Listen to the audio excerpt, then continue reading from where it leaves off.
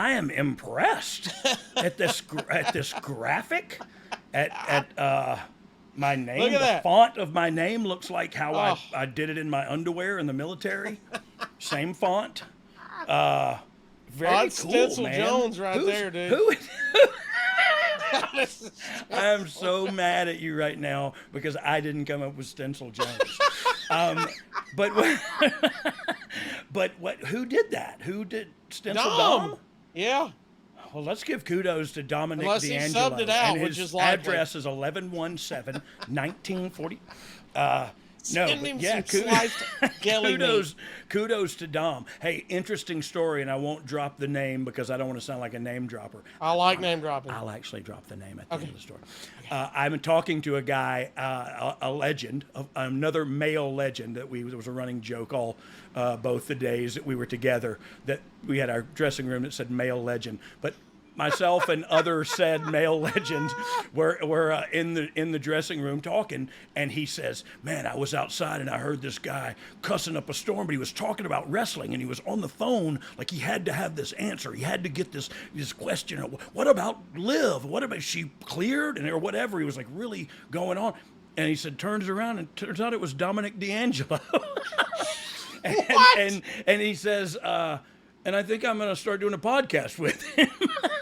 And so I don't know if I can say the name, but it's announced. But he's They announced it today. Did they really? Yeah. Holy mackerel! What an awesome thing, because that really happened, and we were literally in the dressing room, me and him and Teddy Long, and just talking. You know what I mean? And look, one of the interesting things, and I'll just riff here for a second if you don't mind about RVD. He started talking about. Like different kind of stuff, and it made me think aliens, and he kind of got out there a little bit, and then he goes, "Well, I said something probably derogatory back to him about that, or negative response because of my beliefs," and he said, "Well, I mean, it's as crazy as saying like a lady virgin had a baby," and you know what I mean? He started hitting me where it hurt, and I started laughing, and I said, "You're 100% right, dude. You believe what you believe, and I believe what I believe, and we don't have to agree on that." But it opened my mind up to like, not to question my faith. I've questioned it long enough in my life and saw the proof the other way. So that's just me. But.